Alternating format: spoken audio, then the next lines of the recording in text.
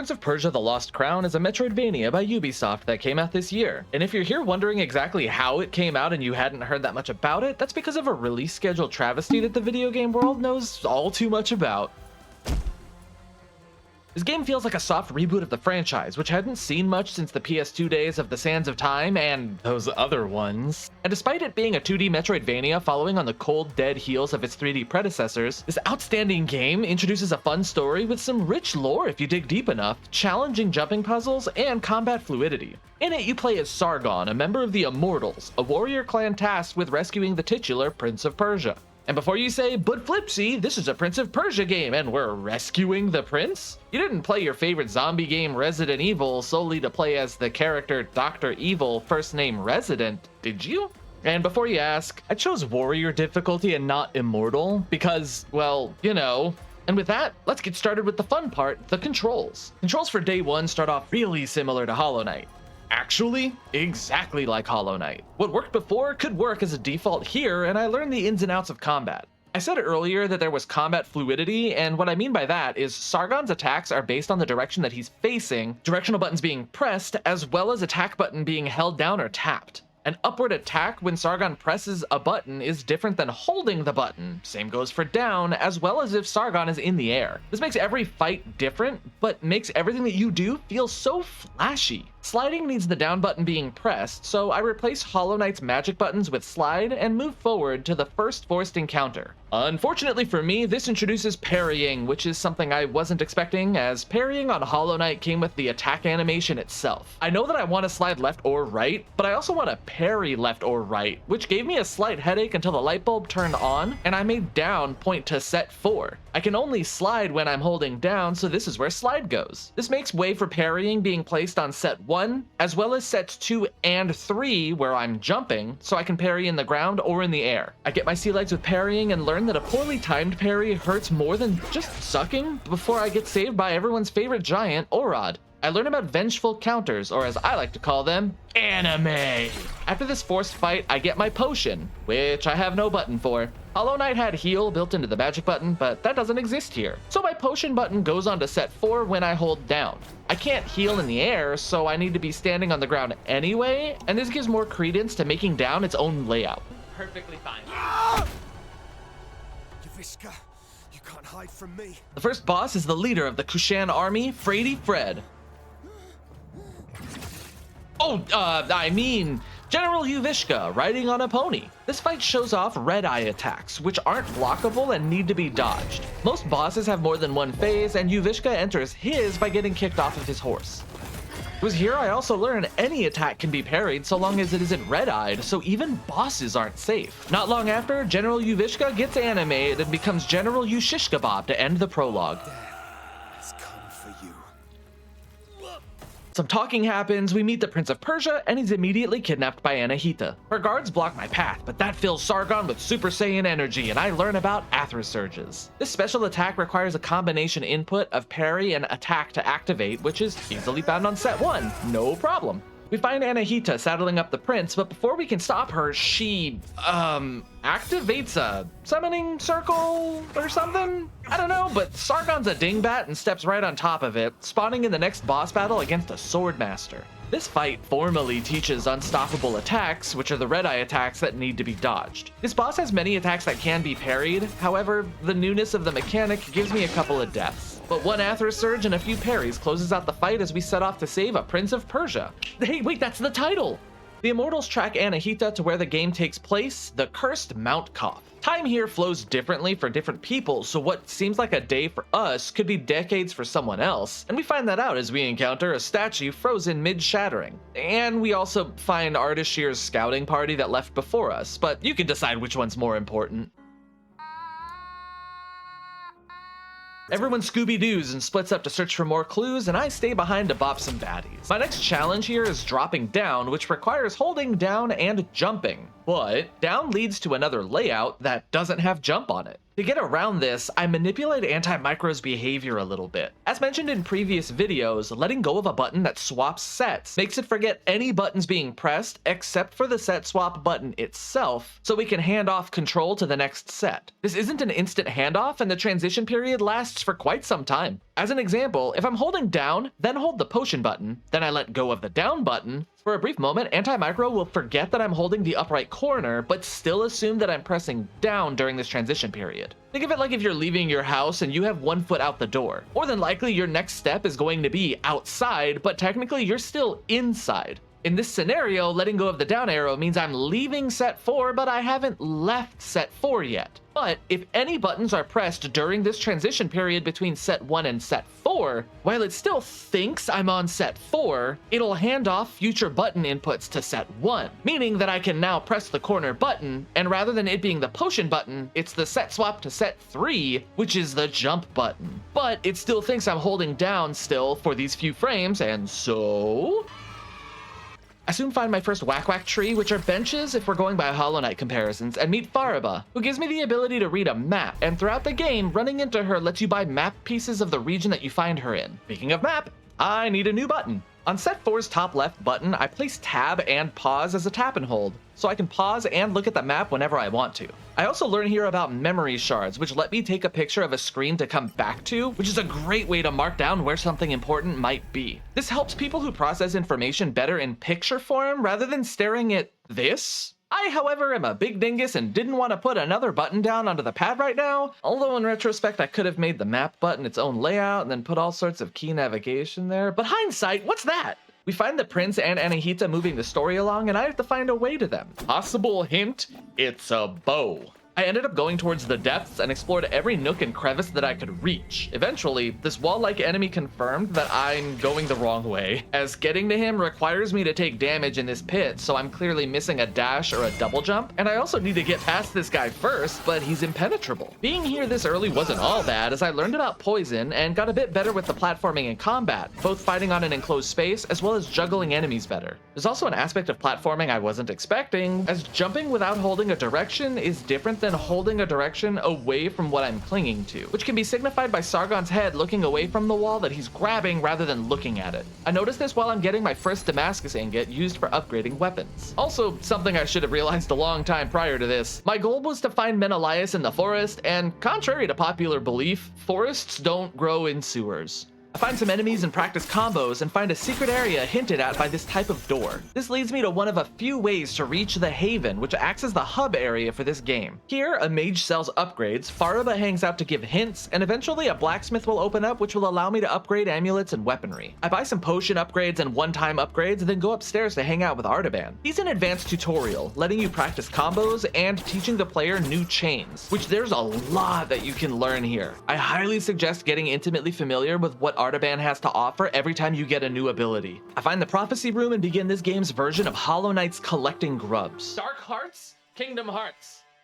Nearby is a small platforming section hiding one of these very sand jars, which will reveal more of the prophecy, which will give away the storyline of the game. I then find the first major side quest, which is to find the main 8 of Ardashir's men and put them out of their misery. This is a long-term quest similar to the length of the prophecy, as it's basically one enemy per zone. A fun pole-swinging puzzle leads me to the next boss, the Undead Prisoner. With bosses, the player can retry from the start of the boss fight, which is a refreshing change from other games that send you back to a checkpoint or a respawn point. Undead Prisoner's big issue is he's so large that all of his attacks, except for one, are unblockable, so I'd attack once or twice and keep sliding back and forth and repeat until he did his execution attack. Enough well-timed dodges and blocks, and I get a Soma Tree Petal, where 4 will give me 1 new bar of health. Entering the Hyrcanian Forest, I encounter the first of a few talking whack-whack trees, and this one gives me Bauman's Breath, a healing Aether Surge that I never swap out.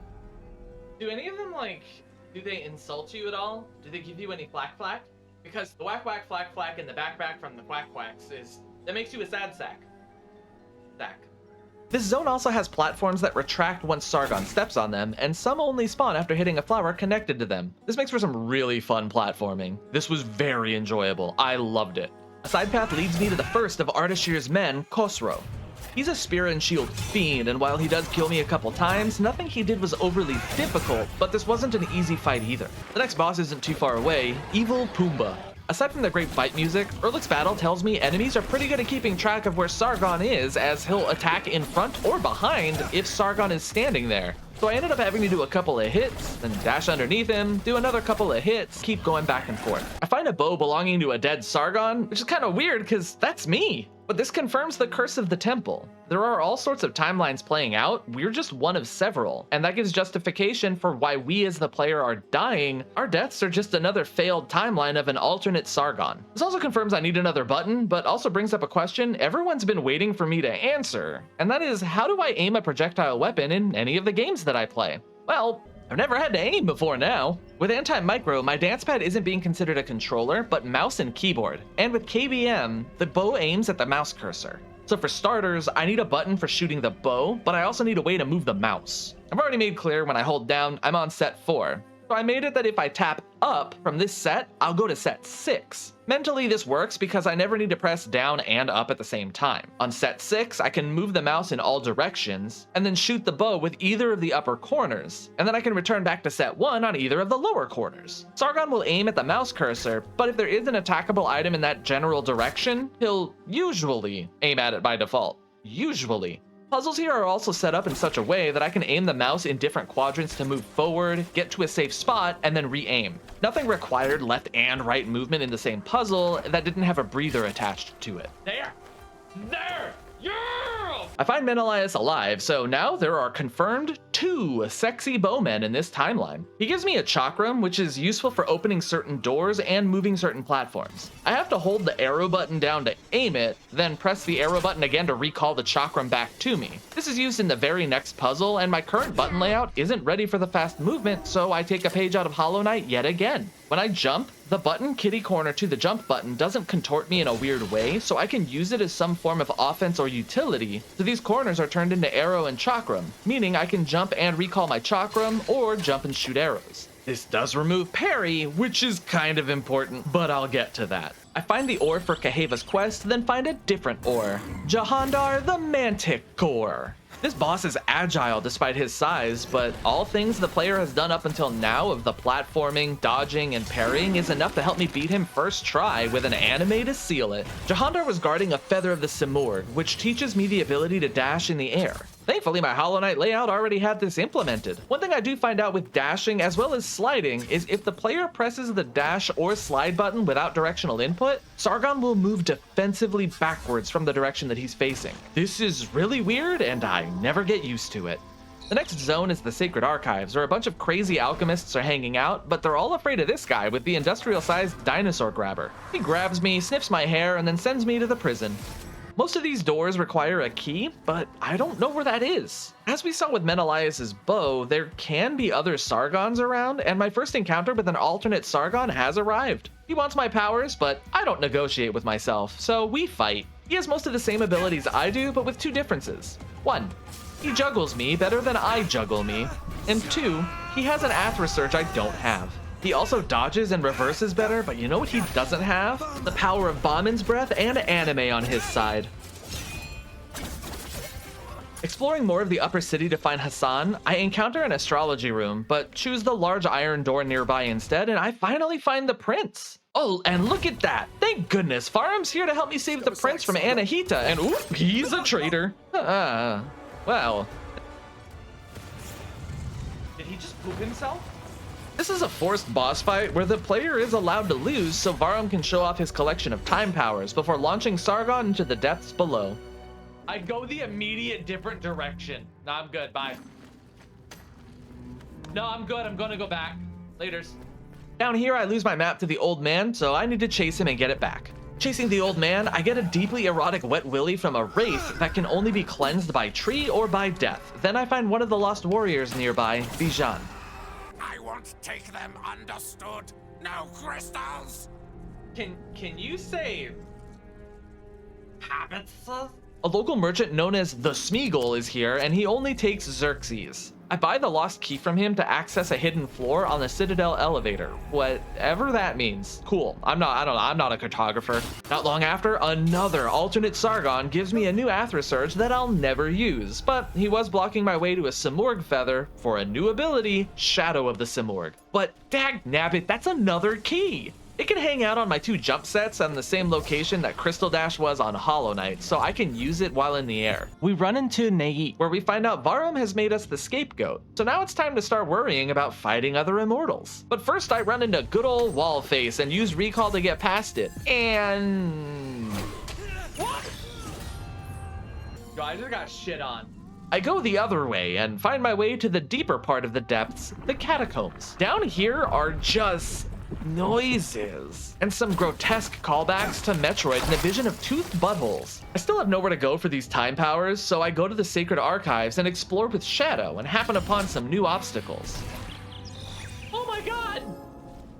Find the way to Kingdom Hearts that I saw earlier, and that has even more time puzzles. These rooms have different forms of activating the entrance, and then you go through certain motions, and then once the timer ends, you come back to start, but a ghost mirrors what you did in the previous timeline. The hardest puzzle is this one with a grate that opens with a floor switch. The best way that I found was to have timeline 1 jump at a specific time, and then otherwise hold this grate open so that timeline 2 can zoom to this switch and drop a shadow. This lets timeline 3 recall to the shadow immediately to flip the switch as early as possible, and then I need to jump dash when Sargon 1 jumps so I can get past the grate and climb up before it opens again. Completing these nets me my next Simorgh power, Clairvoyance. Wait, Clairvoyance? I remember a lore item with that word in it. But first, need to put in another button on my dance pad's layout. Much like the Shadow's Recall, I won't be using this in the heat of the moment, yet. So I set the Shadow button to tap and hold, with tap activating and recalling to Shadow, and holding it activating Clairvoyance. This also lets me traverse a previous puzzle without using the bells. It also helps with a forced battle against the prison grabber guy. This dude and the Wet Willy Wraith both go into the invisible world to evade Sargon or recover. Clairvoyance keeps the heat on them and lets Sargon keep attacking them even as they're invisible in the real world. Grumpy Grabber Gus specifically has 3 phases in this fight, with each phase letting Sargon hit him once to summon the next wave of enemies. His attacks don't change, but the major thing to look out for is his wild swing. He'll swing in front of him twice, and then a third swing will be partially behind him, which is mean, but it's parryable. The second and third enemy waves are the worst, with wave 2 seeing some of the poison needle enemies that were in the depths, as well as a wraith. After finally killing the grabber dude, I get the key for the eyeball doors that I've been running into all over the place. This room also has some familiar symbols in that background, and this is a solution for a nearby puzzle chest room, which I complete thanks to Shadow. In the realm of honesty, that guy just got defeated. Where's my sunglasses? Clairvoyance reveals some enemies that have these crystal auras in the real world, and when you enter the alternate reality, they make Sargon wish he stayed home. Thankfully, they're stupid and they really love walls. Clairvoyance also opens up some other rooms, such as this one that had a spectral roof that I can now cross. And now that I have the key, I can enter the prison again and go open the 3 doors down there. The most important door is the top door, which has another lost warrior, Kurosh, in a room with 2 lickers. His red-eye attacks are much slower than his normal attacks, and he has a heal. Thankfully, he doesn't leave the room, so if I need to take a breather, I can run out of the room to Bauman's Breath and then jump back into the fray. Heading back to the lower city, I accidentally re-trigger one of the first cutscenes encountered in Mount Qaf, but thankfully this is just a small oopsie and doesn't actually reset the game like I had feared. Exploring the entrance to Mount Qaf from before, I can finally access this area that I saw at the start of the game to get my first costume change, and I also find another lost warrior, the Electric Lancer, Morteza. I return back to the Haven for more sword and amulet upgrades and find the Tower of Silence, but these donut triangles are telling me I don't belong here yet, so I head back down and look for the other time power again. It was here that I ran into a problem that I had seen before in Hollow Knight on occasion, and also sometimes on Celeste. Anti-Micro was pulling way above the expected amount of CPU, from 0.2% up to as much as 20 to 30%. This increase in CPU usage meant that set swapping was delayed as the transition period was now lasting longer, making it more likely that I'd be locked into the wrong set. The worst part is I had to stay mindful of this for the rest of the run, as I couldn't fix it unless I restarted Anti-Micro. Now, Everywhere I had been thus far required double jump except for the catacombs, so I head down there and find Crab Norris. The crab's pretty easy once he loses the shield, and he's guarding my way to the next zone, the Trollolicious Sunken Harbor. Between the spiked platforms, spiked walls, spiked pillars, spiked spikes, there are tricks and traps around every corner here, and I have way too much fun getting trolled. Araba, however, shatters my hopes and dreams with revealing just how massive and expansive Sunken Harbor is compared to previous zones. I actually use Bauman's Breath more often traversing Sunken Harbor than in any of the fights. The platforming here is no joke, but sadly, I've run out of places to go once again, so I head upstairs to a new zone, the Soma Tree. This area gives slight Hyrcanian forest vibes, but with an added twist of purple thorns, purple buggies, and purple explosives that regrow. Having no iframes when you take damage means these can and will juggle you to death. The explosives also destroy these yellow glowing rock walls, as evidenced by the one seen here. Enough parkour and I find the next boss, Kiana, and a leaf doggo. Most of the attacks come from the pupper, but Kiana does like to throw her spear at Sargon and also likes throwing it like a boomerang. The doggo will either jump out of the background or from the ground, doing damage and sprinkling purple bombs onto the floor. I move my mouse cursor to the bottom middle of the screen so that I can jump over these explosives and shoot safely to clear out the arena. Kiana has 3 phases, each sending Sargon into another dimension to fight in the Clone Wars. In this other realm, 2 yellow Kiana clones shoot laterally across the screen, and a blue Kiana will drop down from above. The blue Kiana can't be parried, but the yellow ones can. Shadow is great for a later phase attack where she color guards across the arena, and eventually she plays catch with the puppy, and the puppy also fires a laser. My amulet build at this point is a godsend because parrying attacks heals me. Enemy!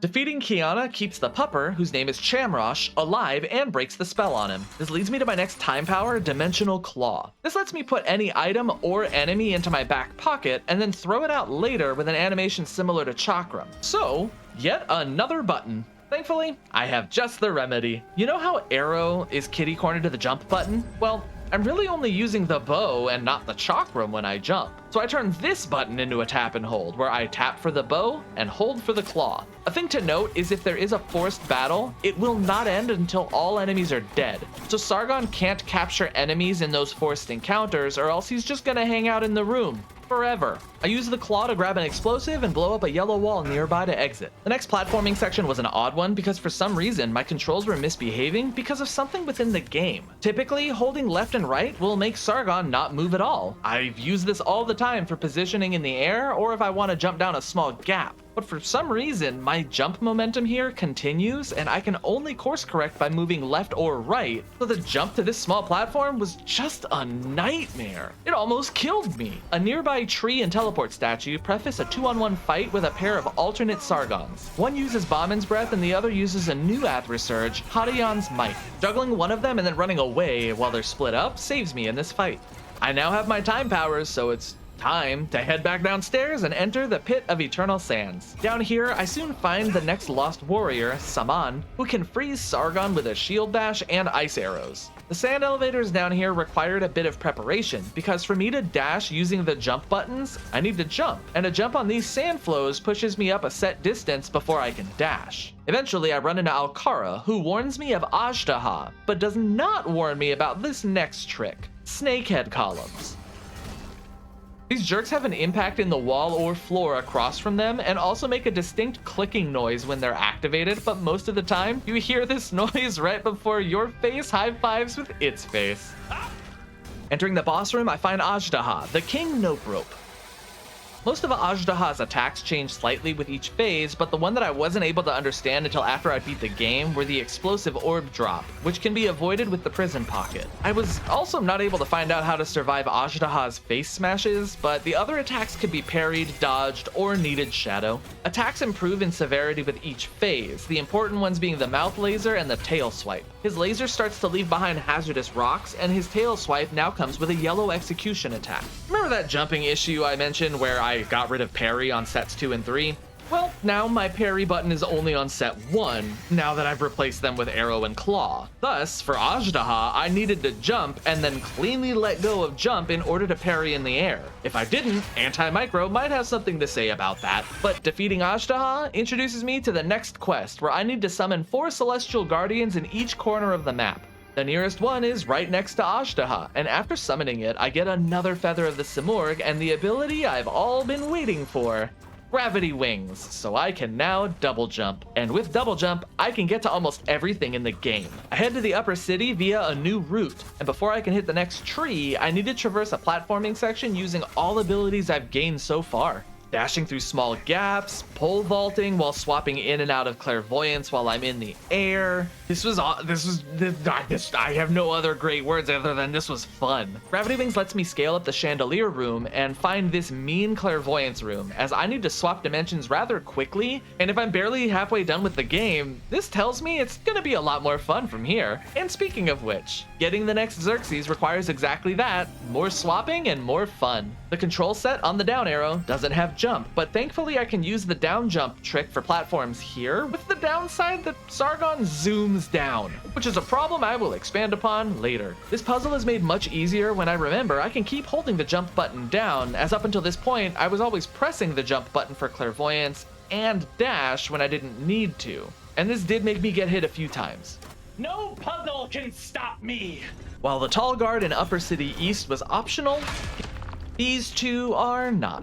Their red-eye upswing throws some boulders, which are honestly the only real problem. The projectiles are parryable, and when she slams her scythe down into the ground, Sargon doesn't take damage until she rakes the blade back across the ground. One way takes me to the Simurgh Gate, which is towards the final fight, so I head in the other direction and find Menolias. He appears to have sipped on the Varum flavor aid and is basically confirming he's the next boss. But before I can fight him, I need to go through a series of platforming puzzles, which, while they're not necessarily the hardest, they're definitely the most constricted. To hop down a platform, I need to press the jump button while toggling the down arrow at the same time, which means my feet are here, but to dash, my feet need to be here. To make it even harder, Sargon is neutral defensive, so his dashes with inputs are in the direction being pressed, but dashes without inputs are in the opposite direction as an evasive backstep. So I just get bonked until I can roll my foot correctly to get the dashes done in the right order. Thankfully, Anti-Micro was eating up CPU again, which, while that would normally mix up inputs, this made the down jump transition time longer, which gave me more cushion for my movements. The next section makes use of the double jump to stall in the air, and for anyone who has a weird need to wait until Sargon finishes rotating the swing animation because of some bad Sands of Time habits, just know that as long as the arrow is pointing in the direction you want, he will always swing in that direction full force. The final section involves drop dashes, where instead of double jumping into a dash, Sargon needs to drop into a dash to get underneath a wall and then jump in order to keep platforming. Timing the second pillar here is a bit difficult given the distance to jump to it is longer than what I had been working with, but the only more frustrating thing than getting the timing down is finding out that it was for rocks. There's not even a Xerxes here. The way to Menolias had quite a number of these platforming puzzles, but this one almost ended the run. The shadow usage was fine for the first pole swing, but the third pole swing requires a diagonal down jump, which I absolutely cannot do. If I needed to go down left or down right, I simply couldn't. This was the one limitation on DancePad for this layout that I was afraid of, because it was the only question I had no answer to. Nope. Shadow wouldn't help, because if I drop a shadow in midair and then recall back, it keeps the amount of jumps that I had when I dropped the shadow. So if I double jumped to place shadow and then touched the ground again, I still have no extra jumps with the shadow when I recalled. But then I thought about it, and it turns out the reason I couldn't do this in my testing was because Anti-Micro was behaving. I needed Anti-Micro to be downright naughty in order to make this work, as it'll let the input lag enough thanks to the longer transition window to where I actually can jump diagonally downward and complete this platforming puzzle, giving me a massive sigh of relief as no puzzle can defeat me up until this point, and also leads me to the next boss fight against Menolias. Menolias is one speedy boy. I don't feel bad about killing him because he aligns himself with Varum's murderous vision, which does involve me dying. The opening cutscene with him shows Sargon using Shadow of the Simurgh, so you bet I'm taking that hint and I will use it freely. Menolias will frequently put distance between you and him, firing red arrows that hit multiple times during its course, both in straight form and in a U-shape. He also drops honing star explosion things that you can put into your pocket and shoot back at him, and shotguns yellow arrows, each of which dealing their own damage, but can be parried. Eventually I trigger his second phase, which begins with him casting Ultima and Sargon needs to dodge arrows for a little bit. Recalling to the shadow helps out, as it seems these arrows loosely focus Sargon more than the rest of the arena. After this, Menolias turns Super Saiyan and has a couple of new attacks. He throws his red chakram as it does a little loop, and during this, he's gonna book it for Sargon. From here, he'll either attempt to melee, or he's gonna try and parry, where an aura of fire will encircle him, and attacking him will trigger his Athra Surge. Both of these moves, however, leave him vulnerable to my combo anyway. The shotgun of arrows goes from 1 wave to 2 waves, and my only death against Menolias finds this out the fun way. Menolias jumps away from Sargon if he gets too close, and more often than not, a previously placed shadow will put Sargon in range to continue putting the pressure on. And enough beating him up in one lone QTE will turn Menolias into Menodias. I gain his Athra Surge and the ability to recall to my Throne Chakram. The new ability doesn't require a new key, but it does necessitate an additional location for me to place Shadow, as I only throw Chakram on my stationary set 6, and Shadow is on my jump sets. So instead of both of these corners being Shoot, Arrow, and Chakram, the up left is Shoot and up right is Shadow. Fire off at the Constellation and explore more rooms that I couldn't enter because no double jump, and that leads me to this room. I love this room. I have no idea what this block is for, as I never use it in any of the traversals, but everything else is just so perfectly placed. You guys really outdid yourself with this. The major issue with Xerxes is recalling to Shadow resets the Xerxes back to its original location, and I missed the memo here. So all the Shadow usage to get to the Xerxes should be forgotten on the way back. This entire traversal is honestly not bad, as I hold jump on this wall and then let Sargon drop dash each of these walls so I can save my jump and then rinse and repeat on the way back. For this block, rather than jumping twice to trigger the block and then recall like I had been doing, I simply need to jump and dash through the block, then jump again so I can backflip on top of it. From here, it's smooth sailing and a drop dash, and now I can work on the upstairs Xerxes. This section requires placing Shadow in mid-flight, then recalling to it pretty much immediately so that I can stand on or slide down the brick that appears for the short moment. Enough of these and I hit Clairvoyance walls, which are insignificant, and then I find more blocks over a spike pit. The easy way down is to fall until the block is triggered and then jump, but the way back requires a semi-risky move for me to scale up safely, which is to trigger the middle brick so I can slide down and reorient for the jump back up. The last puzzle in Sacred Archives is another time puzzle involving tons of switches and levers to open doors and get across the room. Pretty much every type of these puzzles requires a trick, with the player needing to leave the shadow in an unexpected location so that you can recall later on in the puzzle. This one's no different, and the first timeline needs to drop a shadow down in the final room, so the second timeline can hit a lever up top, recall, and stand on a switch so that the third timeline can clear across the room and get a Soma tree petal. Now that I have the Chakram teleport, I use it to go through every solid gate that I encountered early on in the game. Some of these held surprises, others held surprises.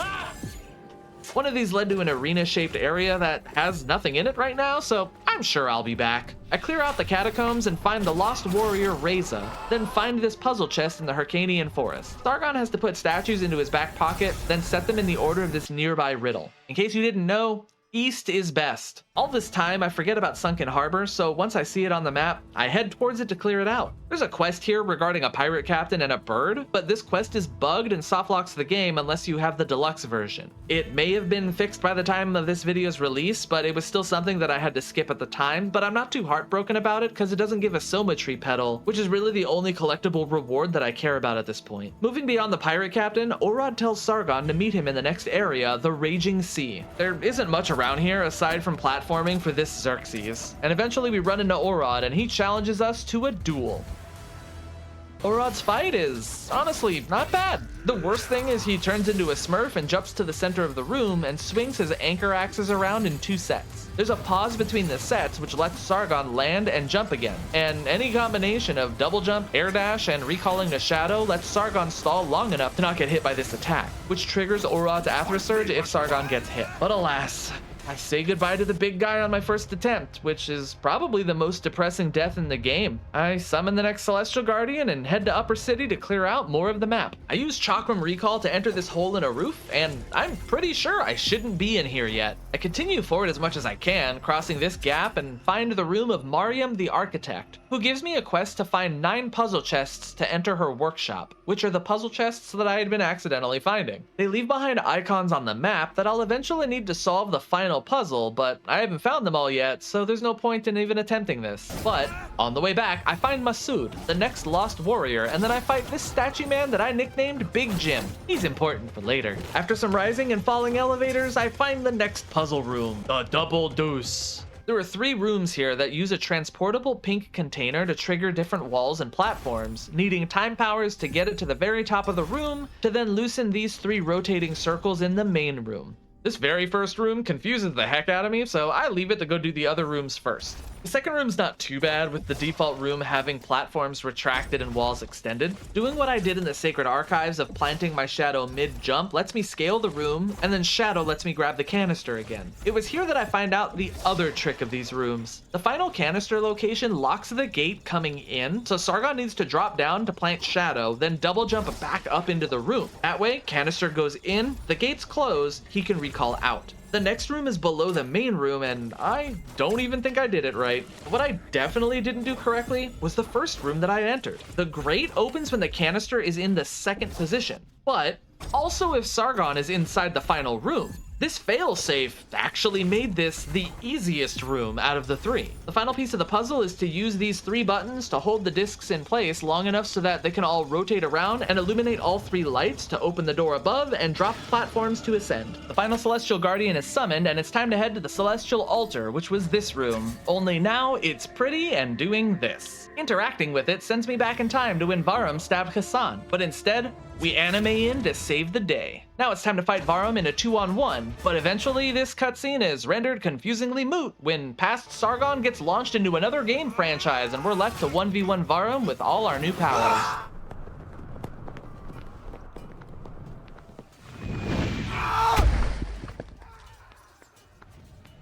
Most of the pain of this fight stemmed from the stark differences between Varum and Orod or Menolias. Varum never lets up on the attacks, ground slashing from a distance, teleporting next to you, or dropping blade orbs from afar, and then doing time bubbles if Sargon's too close. There was never a time where he was running away or stationary somewhere like previous bosses, meaning I probably would have had more issue with him whether or not I was playing on a dance pad. Varum isn't a light enemy like Menolias, so Sargon can't kick him into the air to continue a combo. Varum's got the same attacks in the first fight, but now we have double jump and shadow, so we can hold our own here. One of his attacks that affected me the most are these aerial swings where he teleports near Sargon and slashes downward, then teleports to the ground and does a jumpable horizontal slash. Sargon can slide away from the downward slashes or just run at a brisk pace so as to not get damaged, but I didn't get the memo at any point during my fight. His Athra Surge occurs if Sargon is hit by these screen slashes, where Gravity Wings can help Sargon stall through the animation. In the later phases of the fight, if Varum recently did any part of this sword combo that ends with a Sanic the Hoghedge attack, even if he didn't do the screw attack, he will do it immediately after rewinding time. So knowing this, I instinctively slide every time that he rewinds time at this point on, cause better safe than sorry. Stop! Wait, then what's above me? Hold up. What is above me right now? There's no supporting structure and I can see the entire... I have the sun. What's above me to make this zone? What's above me to make this? My immersion is broken. Finally defeating Varum here gets me the true final ability, the Fabric of Time. This pulls some enemies to Sargon so I can wallop them, but its best use is to grab the donut triangles and wall hooks from a far distance. It aims similarly to the bow and chakram, looking towards the mouse cursor or something of use that's in the same direction. Now, the question to answer is, where did I put this keybind? When the fabric latches onto the donut, it also refreshes Sargon's jump and dash, meaning it can be used in the heat of battle, as well as recreationally quite safely. And the thing I used in both of those scenarios was jump dashing, so I turned jump dash into a double tap, where one tap dashed and a double tap would fabric. With all abilities at my disposal, I set out to collect the important things. I don't care about the rocks. The lore's nice to come by, but not particularly necessary, and Xerxes can be purchased at the Haven, so collecting them isn't important. But I want all the Soma Tree petals, at least one of which comes from prophecies. All zones except Raging Sea, Sacred Archives, and Lower City are missing prophecies, so I set out to track them down. A part of the map unexplored to the east of Soma Tree leads me to the Hidden Village, but I need to do my first fabric-only platforming here. My first attempt, I see a wall that needs to be blown up, but since I can't move my mouse cursor while clinging, I go all the way to the forest for a bomb and then come back, pit stopping at a prophecy first. After some fun platforming, we find the lighthouse, a mostly vertical climb that makes use of putting the mouse cursor in the upper center of the screen, which basically becomes my default position when I use fabric. Lighthouse has 2 bomb walls that I keep having to go back to pick up in the previous room, as I couldn't grab this bomb on the roof up here, but I eventually scale the lighthouse and blow up this wall and reach the prophecy, and then set out to, ooh, what's down here? This one-way trip back to the Raging Sea puts me into a forest fight sequence that, thankfully, leads to a tree petal I didn't know about. Pit of Eternal Sands is next, where a prophecy is hidden after this fun tiny platforming section that needs shadow to be used twice to trigger and dodge the snake statues. The west side of the map has the longest contiguous section of platforming that I think exists in the game, complete with 2 Xerxes and a Soma Tree petal with no place to interrupt, so we can't leave any of this behind. I take a slight detour to find the final alternate Sargon, who doesn't quite seem to understand I'm the protagonist here, so I dumpster him for the final Athra Surge. The last prophecy in the pit was behind this door, which, if you didn't know, is where one of the locations of the Moon Gatherer is, which is a questline that I never finished because it doesn't give cool guy points. This final room that I hadn't explored houses a puzzle chest. Each puzzle chest room has a hint associated with its solution, and the hint here are the 2 statues in the background, which look awfully similar to Big Jim. I head back to find him and put him in my pocket, then I drop him into the pit where the 2 snake smashers do their job. Though I guess his name is Slim Jim now. Below the Haven is a jumping puzzle that is the longest and most intricate of the saw blade traps in the game, taking me an hour to get right. It requires shadow in specific locations and clairvoyance at certain times, and there were a few issues that I encountered that were out of my control. For starters, when Sargon recalls back to shadow after recently pressing against a wall, for some reason it doesn't pull him back to the shadow, which is kind of weird. Also, if Sargon recalls while in motion, he still moves a tiny bit, and sometimes this can push him out of bounds, which can be disorienting, especially if you're not expecting it. There was also something that happened which locked the doors to the room open and the traps kept going, and while that would have given me the reward, that's cheap and I'm not doing it. One of the final stretches benefits from a safety shadow around this spot here for the final sequence, which has Sargon run back and forth, swapping in and out of clairvoyance, needing me to hold the jump button down for the entire final stretch. I find the missing prophecies in the Hyrcanian Forest, Depths, and Sunken Harbor, as well as their respective puzzle chests, and then I scale the Hyrcanian Forest to get to the Tower of Silence, which I had encountered earlier, but from Keheva's Forge. I talk to young Varum so I can unlock the big door and move forward. This final zone has ice everywhere and uses the fabric to get around, with some log spike traps as platforms. Speaking of which, this Xerxes room has log traps hanging over a bunch of ice and a low ceiling. I can't do my usual shtick of drop dashing by dragging down and dashing under, as the spikes will nudge me back and eat my dash. So I needed to jump early so that I could dash, and then when I do my backwards jump, I land on the bottom half of the log on the far side so I can dash jump underneath the opposing log as an alternative to drop dashing, which was what I wanted to do. This was the only platforming puzzle to kill me, which hurts my pride as I beat it after 2 attempts when coming back. Going through the first half of this zone, I find the final lost warrior that allows me to fight Ardashir to finish the quest. I also gather the prophecies and puzzle chests in this area, then I open my big fat mouth. How much more game is there?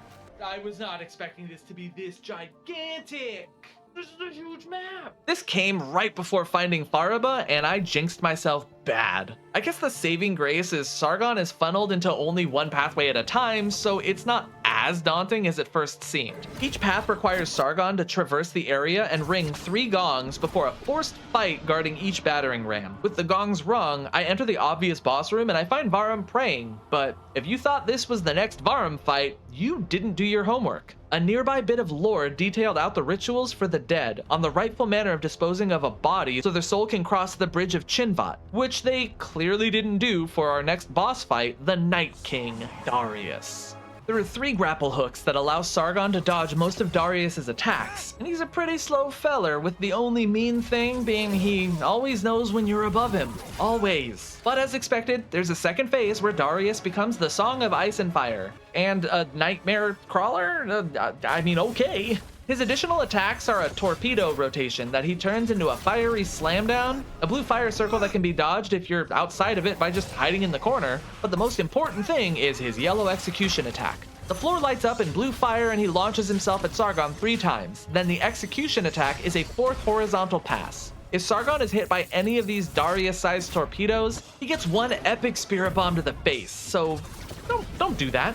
This fight is very fast-paced, but being patient makes it so manageable, and the usage of grapple points is both enjoyable and necessary. Now, from this point on, you might be watching the fight going on and being like, hey, Flipsy, is there a limitation to the last bit of Darius's health bar? Because if this is your first attempt at him, you could have been done by now.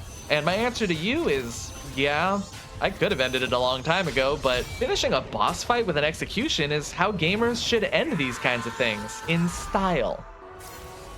King Darius has been felled, his soul is freed, and the only thing I have left is to finish the last couple of quests and then the final boss fight against Varum. The final prophecy that I was missing was an upper city after flipping a switch below the centermost whack-whack tree, and before I turn it in, I get the final puzzle chest in the Sacred Archives where I simply needed to crouch at this spot. Returning to the Architect, I need to smack these tiles in the order that they are on the map, which is this, and I get to enter the workshop, which hides some collectible items and lore of gathering Athra as a resource to revolutionize understanding time and space to repel attacks? Did Mariam create the time curse on Mount Qaf? The prophecy is completed, and I head to the empty arena where Ardashir awaits. He has the attacks of all 8 of his men, but this blending of attacks makes him feel sluggish. Between each attack, he backsteps and then, debates what he's gonna do next, which gives Sargon a lot of freedom in melting his health bar. All that's left now is to explore one more room that I saw a long time ago in a timeline far away. Taking this pink container and placing it here lets me reach a doorway that leads to a hermit, and this hermit has one task for me. Scale the room and collect 3 bells. Gamers, welcome to the Dance Pad Impossible Climb. This jumping challenge has a bell on the left, right, and one all the way up the center with precise hops, dashes, and fabric usage to collect everything and come back.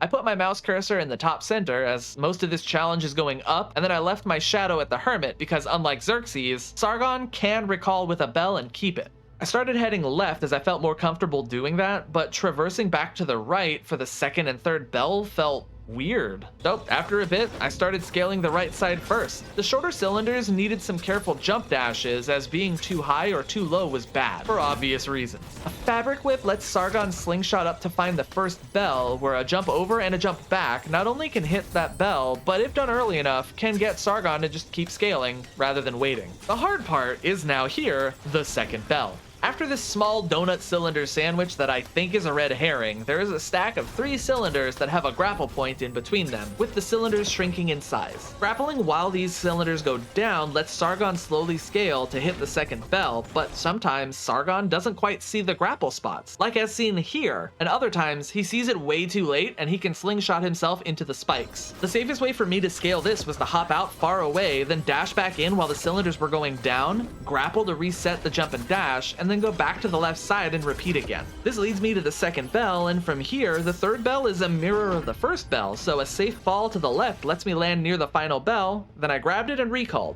My reward is some juicy lore, which I can appreciate, but I ain't spoiling it for you, you figure it out yourself. Now all that's left is to beat the game. After a few forced battles and point of no return, I come face to face with Varum for the final time. Varum is here to destroy the universe, all while looking like the final boss of a House of the Dead game. This fight has the most phases of any boss fight, with Varum giving Sargon more than enough time to react and get some damage in. He's got parryable fireballs and daggers, tracking fireballs to dodge, a Kamehameha that gives free damage if Sargon makes proper use of Shadow to always be behind Varum, and a nuke that goes off if Sargon doesn't break the cocoon in time. After dropping his health bar down, his powers will emerge and we gotta slap it a bit to get to the next phase. Second phase, he has a sword. He does bigger sword attacks similar to our first fights with him, and he does some drop downs that I need to follow before they turn into a ground slash. His threading project also makes a return, but they come in 3 waves instead of just 1, and his yellow execution attack happens after the 3rd set. The phase changes are a really good spot for me to heal with Bauman's Breath, and I take full advantage of it, hitting phase 3 in pretty quick fashion. Varum splits into 2, so there's more sources of fireballs. The ground stabbing is doubly annoying, and I am way too inept to dodge it. More tracking fireballs, and not much else, actually. This gets Varum angry, and he animes me, and then Sargon animes right back for phase 4. Sadly, for phase 4, he never did his execution attack, so I couldn't even BM for the final hit, but we'll pretend I did. BM anime, let's go! One final QTE and Varum's been defeated, and the Prince of Persia has been rescued.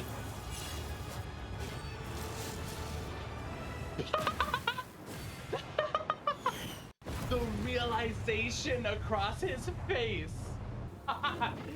He was like, I'm gonna.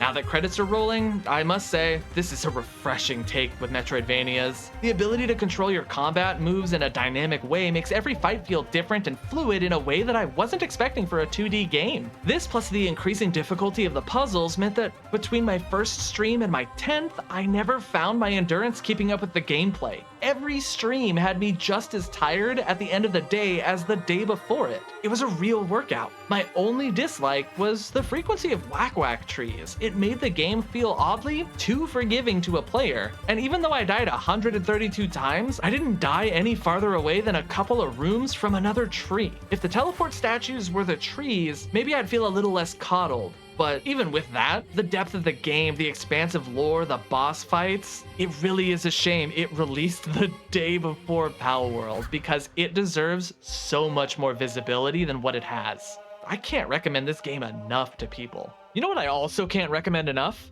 Checking out more videos on my channel if you want to see more dance pad gaming action like this one of Hollow Knight. Thanks so much for watching, and I'll see you in the next video.